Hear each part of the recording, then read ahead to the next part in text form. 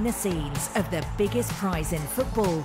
This is World Football in Qatar on the BBC World Service. France inspired by Kylian Mbappe, England inspired by Jude Bellingham, Argentina inspired by Lionel Messi and Netherlands inspired by Louis van Gaal are all through to the last 8 of the World Cup. Hello, I'm Manny Jasmi. Welcome to our latest episode. Olivier Giroud has become France's goal king. His goal against Poland means he's scored more than any other Frenchman in history.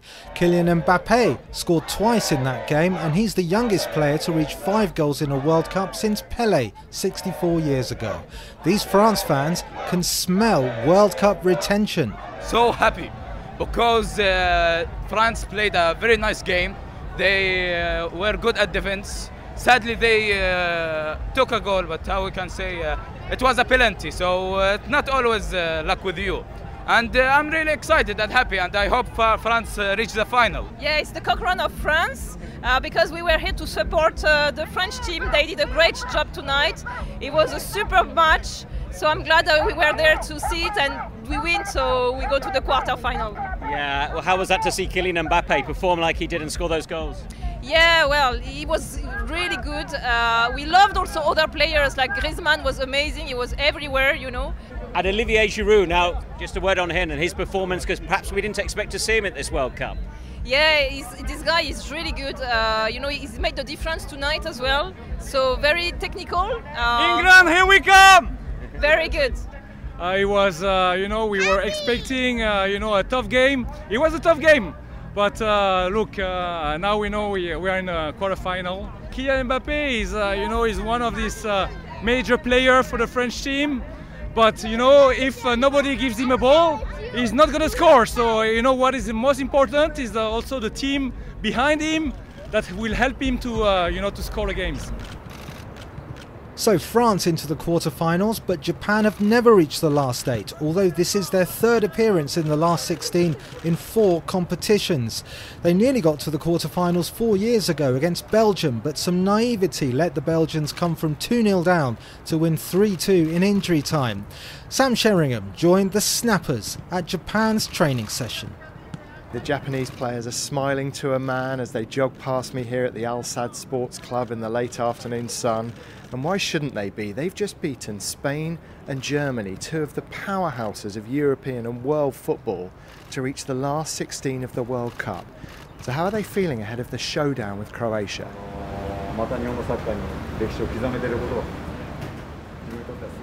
The Japanese players are filtering through the mixed zone now, stopping first to speak to the Japanese journalists, and then some of them who speak English will stop and speak English to us. Let's see if we can grab a word with the goalkeeper, Daniel Schmidt. This is Japan's 4th time in the round of 16. What's going to be the key ingredient? What are you talking about in the dressing room that can get you over the line this time to a first quarter-final? I think it's simple, just believe in yourself and just try to get over this. Yeah, I think it's really important to have this strong confidence to get over this round. And our goal is to go in the quarterfinals. So. And have some of the kind of senior players been talking about mentality? Because of course against Belgium it was 2-0 up, losing 3-2 at this crucial stage. So is it about mental strength when it comes to knockout football? Yeah, especially this knockout stage will be a fight of the mental, I think. Like the last time after 2-0 and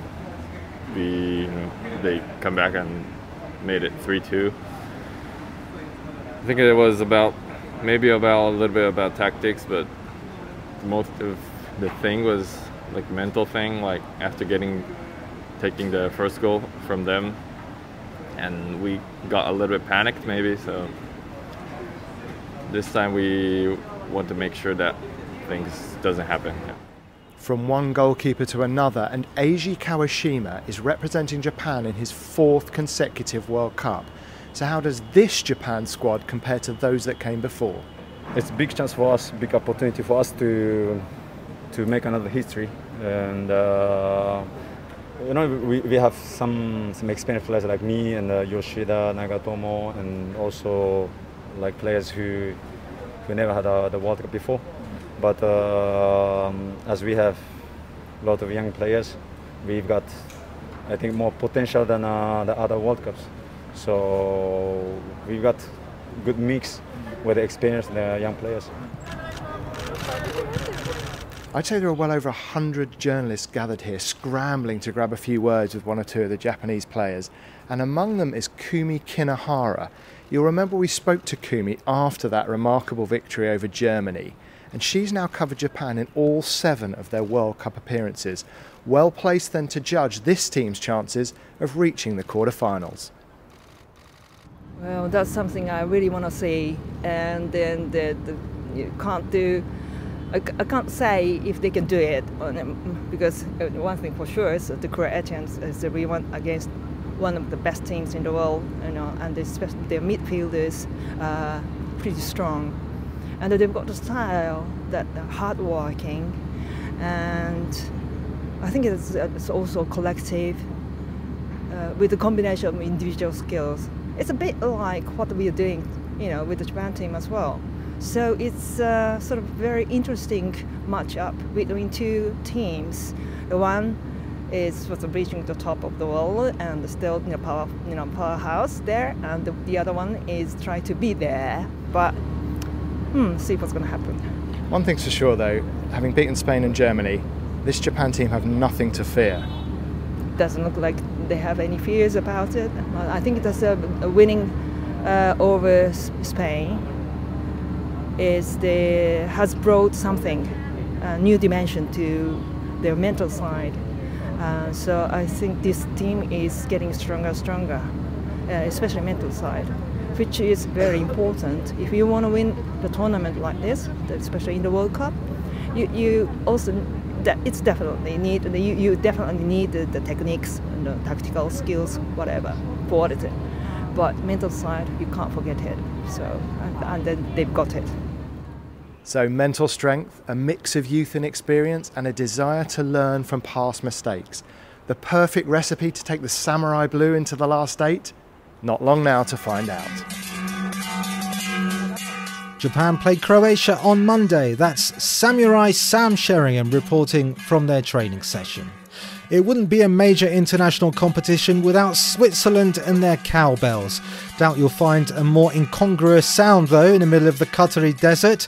Switzerland's national team is known as the Natty, and they haven't been to a World Cup quarter-final for 68 years since they hosted it. They face Portugal on Tuesday, and I've been speaking to former defender Johan Giroud, a veteran of 3 World Cups.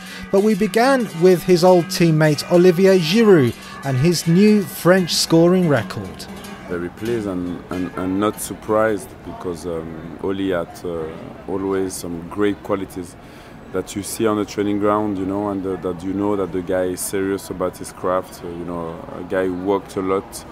And obviously, he's like someone that doesn't come to your mind straight away, because when you think of the striker today, you might think of a Benzema or Haaland or Mbappe. They will give you more moments where they will dribble past people, and Oli is more like a team player. He's such a team player that will link the play and give space to the wingers or the number 10 around him. That makes it special. So that's why sometimes he doesn't get that respect, because the light is not on him. But he's such an intelligent player with awareness of space, and his touch is always in the right tempo, or it's so delicate. And you see the stats are talking for him, and the goals that he scored are just always amaze me, because they're always better goals with technical ability, volleys, shots. No, it's a great achievement for him, and I'm very, very pleased for him. Okay, let's talk about Switzerland. What has pleased you the most so far about their World Cup? I think the last game, even though it wasn't perfect, they showed that they could come back from a 2-1 knockdown of a game with such intensity, and a very nervous game, because you knew that if you lost it or even maybe drew, you could be out. But they managed to tactically outplay Serbia. When they were 2-1 down, they actually played with more freedom, and they actually exposed Serbia with the tactical problems. if we look at the first two games, the identity of the team was missing a bit because, of course, you win against Cameroon and against Brazil. Yes, we defended very well, but we were never afraid of scoring. You know, Brazil was never into danger into that game. But that game, because comes with different aspects, for example, for Granit Xhaka or Xherdan Shaqiri, is always a special game for Switzerland, especially because we have a lot of the Kosovo population in Switzerland. So it's such a symbol game for Switzerland that it makes it special, and I think that the focus was very high, and at the end it paid off. In 2018 we all remember the goal celebrations by Xhaka and Shaqiri, but that seemed to really distract the team. Do you think that their celebrations, which were a little bit more restrained this time, do you think the team can forget about that and move on and keep their focus? Those guys, first of all, are more mature today than they were 4 years ago. That makes a huge difference in the way you approach things. You know, I think that in that day it was a special moment, and for them, of course, it took a lot of energy out of them because, you know, you should imagine the text that they should receive of the Kosovo heritage, saying that this is the game of their life, that they have to represent, that they have to show what they stand for, and the other side, all the things that he could hear from people trying to take him out of the game, you know. So it had been tough in 2018, and as we saw the other day, they managed to be more mature about it and just enjoy a win as an important win, but without the political aspect. Murat Yakin, the Swiss coach, seems like a pretty calm guy, seems like a popular guy. He likes to go for a walk, apparently, before every match. But it was a surprise when he took over because he'd spent 2 years before that coaching in the second division. Do you think he's now answered the doubters? I think we should never forget the importance of having a team that has been growing up now since a long time. You know, I was with the Granit and the Shaqiri when they arrived in the national team, so this team has been together for a while now. So you have a bound, so you have something that is already here, and it makes it easier when you're a coach that comes from the second division maybe, but has been a player and has a, let's say, a tactical approach that is very interesting.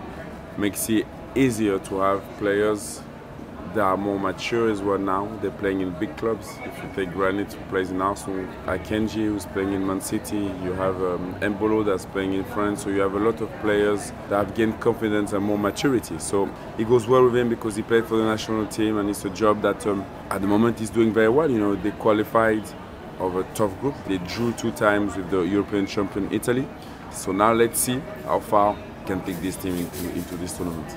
The Swiss ambition was always to reach the quarter-final of a major tournament. They did that last year. After what you said there about finishing above Italy in World Cup qualifying, the players, the leading players are at top clubs. Their average age is around 28, which is a peak age. And, of course, in the Euros, they beat France in the last 16 on penalties, coming back from 3-1 down. All those things considered, do you think the players are now looking beyond the last stage? Do you think they want more than that in Qatar? I think they're hungry. The Switzerland always been hungry because before those 5 tournaments in a row, it's never been like that in Switzerland, you know. So people will maybe just be okay, or let's say, yeah, it's good enough for Switzerland to just be at the World Cup. But then they beat France. They played an amazing game against Argentina in 2014. So it's always that expectation that grows higher. And I think that the fact that when you're a player and you have a nation as well behind you, I think that it's normal that the expectation grows. And I think that those players now, Granit Xhaka is fighting for a title, competing for a title of Arsenal, Akanji the other side as well, and other players in other leagues. So I think it makes it normal for them to say we want more. And I think that that French game is a reference, even though we know that you know, it was a very particular game, and Portugal is a tough opponent. But for sure, everyone wants them to go through, and I think the players even more. Just before I let you go and enjoy your cake, Brelin Embolo has seemed like a different player in this World Cup. What do you think of his performances? But not only in the World Cup, I think in France this season has been very special. He's a guy, it's funny because he plays with such ease, defenders bounce off him. He's a very good ball carrier as well. He's not the typical striker that you will see is like the guy that can hold the ball, but is as well the guy that can turn and run with the ball. He's a guy that can play a pass. So no, it's been great for us, and I hope that can continue.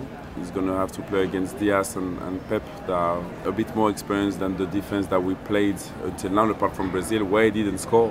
But I think that, yeah, it's going to be a tough test for him. But it's good because, you know, when you want to grow and you want to progress, you have to enjoy those tough matches. And I think that he's there to embrace it. And I can only say congratulations to him because it's been immense until now.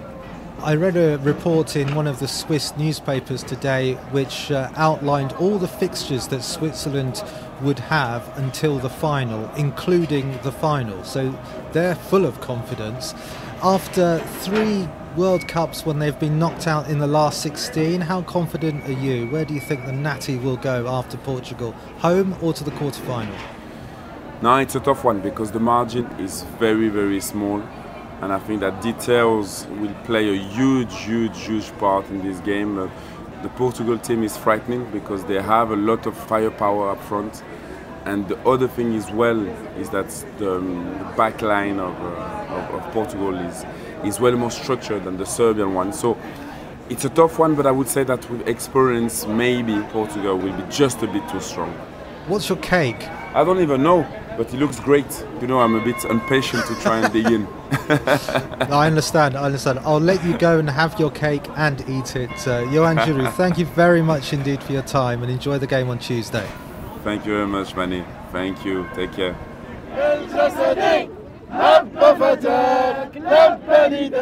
The other game on Tuesday is Spain-Morocco, and that's bound to be full of meaning for Morocco defender Achraf Hakimi and goalkeeper Mounir Mohammedi, both of whom were born and raised in Spain, just like this fan. So my name is Ismael Hirish. I was born and raised in Spain. I lived all my life in Spain. I studied in Spain and everything, and almost all my friends are Spanish, but my roots are Moroccan. So I never wanted to be put in a position where I had to choose between both, because I think there are a lot of people who have both, like, double nationality. But on those type of things, I need to be neutral, but sometimes you can't. And I always thought as a kid that we are as a tree. We have our roots. My roots are Arab, Moroccan. So I would support Morocco for this match. But I wish the best for both teams, and even if Spain wins, I will be happy because it's the nation that gave me everything, and most of my friends are Spanish, so I need to be happy for them too. Would this be a win-win situation? Whoever wins, you can be happy? Yeah, it's almost a win-win situation, but I cannot lie. I feel more Moroccan than Spanish because it's my mother tongue. Most of my family lives in Spain, in Morocco, I mean. And I feel home when I'm in Morocco. Like, Morocco attracted me a bit more because when I'm in Morocco, nobody sees me as a foreigner. And but it's almost a win-win situation. Like, if Morocco wins, I'm happy, and if Spain wins, I'm happy too. And will you go to the stadium? You're going to the game? Yeah, I will go to the game, but without t-shirts. I don't want to show I want to be politically correct, and whoever wins, to be happy with them. On Friday, it's Argentina-Netherlands in the quarter-finals. Lionel Messi facing his latest hurdle as he tries to win the World Cup for the first time at the last attempt. Not that this Dutch fan's bothered. Yeah, to be honest, Messi's over the hill. Sorry, Messi. I mean, he's a great player, but that's what it is. Goodbye.